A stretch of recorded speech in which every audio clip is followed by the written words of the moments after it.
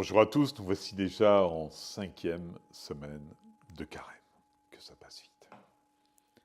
Nous avons vu comment réaliser notre unité intérieure. Nous avons vu comment mener le bon combat. Nous nous équipons des armes. Nous avons sur nos reins la ceinture de la vérité.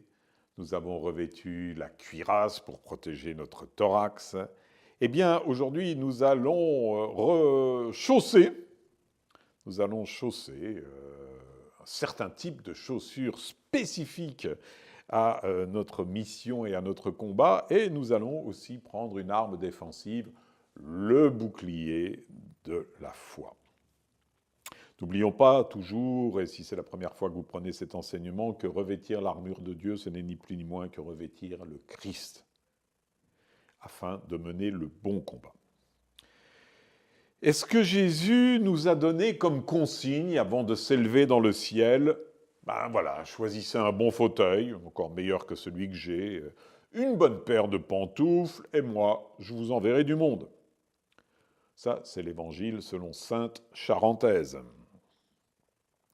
Ne nous a-t-il pas dit plutôt « aller dans le monde, proclamer l'évangile à toute la création » ?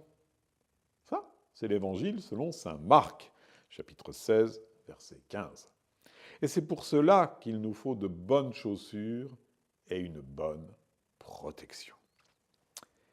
Alors, une bonne paire de chaussures doit être adaptée à la tâche que l'on a à accomplir. Si dans la vie courante, avoir de bonnes chaussures, c'est important, vous imaginez que dans le combat, c'est essentiel. Or, se chausser, vous le savez tous, c'est pas une chose facile. Selon le type de terrain, selon la saison, selon le type d'activité, on ne se chausse pas de la même manière. Il viendrait à l'idée de personne de mettre des talons aiguilles pour faire de la montagne.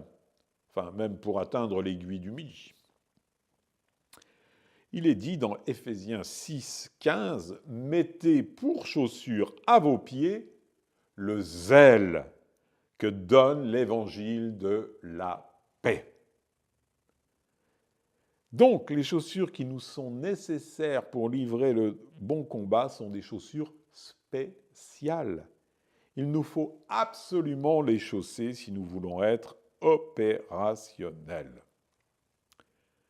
Je ne sais pas si les plus anciens d'entre vous se souviennent, en tout cas je m'en souviens bien, qu'il y avait un film de Walt Disney qui m'avait fait rire étant enfant. Il racontait l'histoire de deux équipes de basket, l'une composée de géants, et qui était d'une puissance redoutable, et une équipe adverse composée de nains qui étaient toujours battus. Jusqu'au jour où un savant trouve un produit dont le nom ne s'est jamais effacé de ma mémoire tant il était miraculeux et drôle. Il invente une substance qui s'appelle le Plaxmol. Plaxmol. Mis sous les chaussures des nains, il leur donnait une capacité de rebond extraordinaire. Est-ce que j'ai besoin de vous raconter la suite ? Vous la devinez aisément. Eh bien, figurez-vous que dans notre combat se pose le même problème. Nous n'avons pas la taille pour l'entreprendre par nos propres forces. Il y a une différence entre le fait d'avoir la taille et être de taille. Alors se pose la même question que Marie pose à l'ange. Mais comment cela va-t-il se faire ? Allez voir dans Luc au chapitre 1, verset 34. Si ce combat, nous ne pouvons pas l'entreprendre, si nous osons l'entreprendre, comment faire ? Eh bien, Jésus sait que le combat spirituel que nous devons mener nécessite d'être bien chaussé. Notre plaxmol, à nous, chrétiens, c'est le ZEP. Z-A-E-P. Zèle à annoncer l'évangile de la paix. Laissons-nous donc enflammer de l'ardeur et de l'annonce de la bonne nouvelle.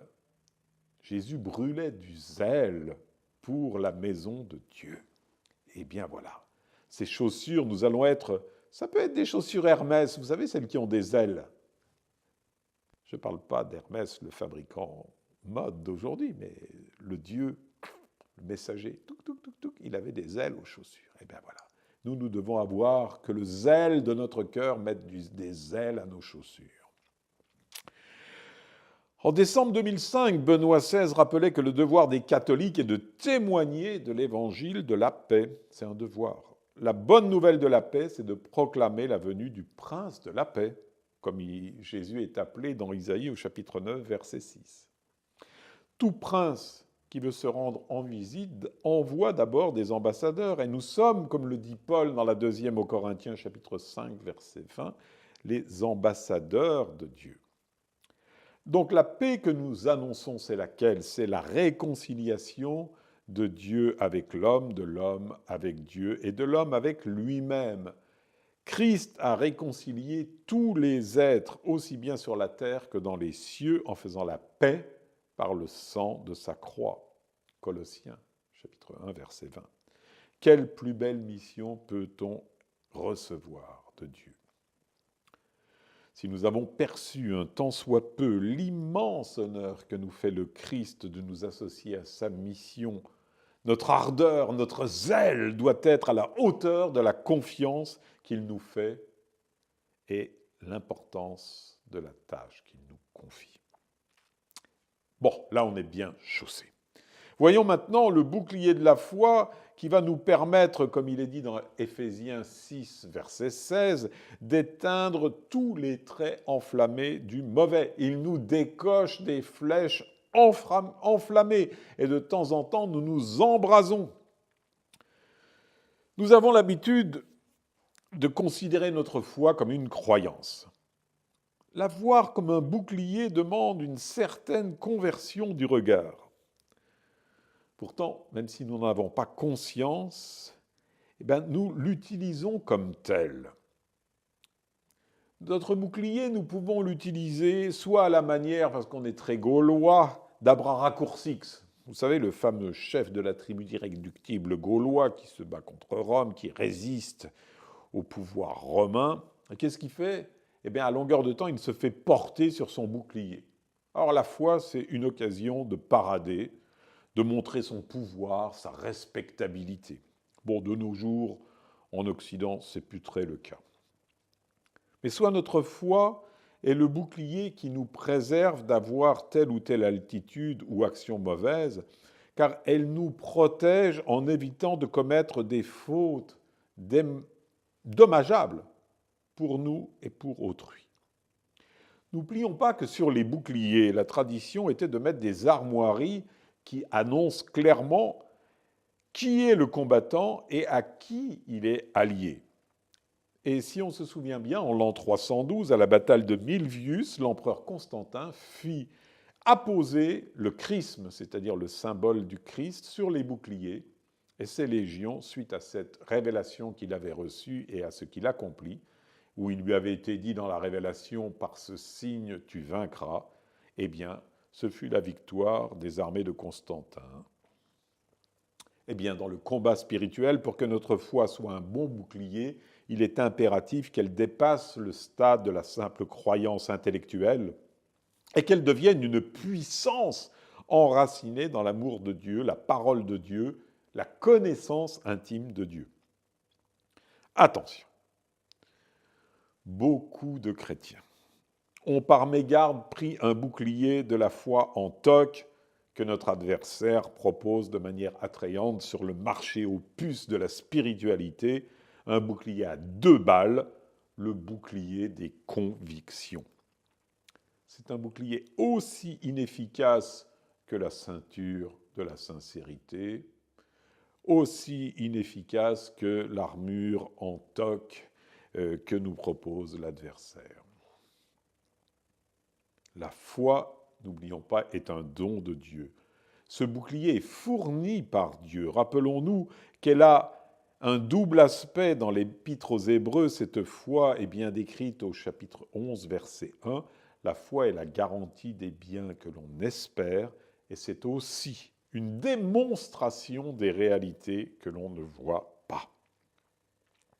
Afin que ce bouclier nous protège efficacement, il faut qu'il soit confectionné dans de bons matériaux.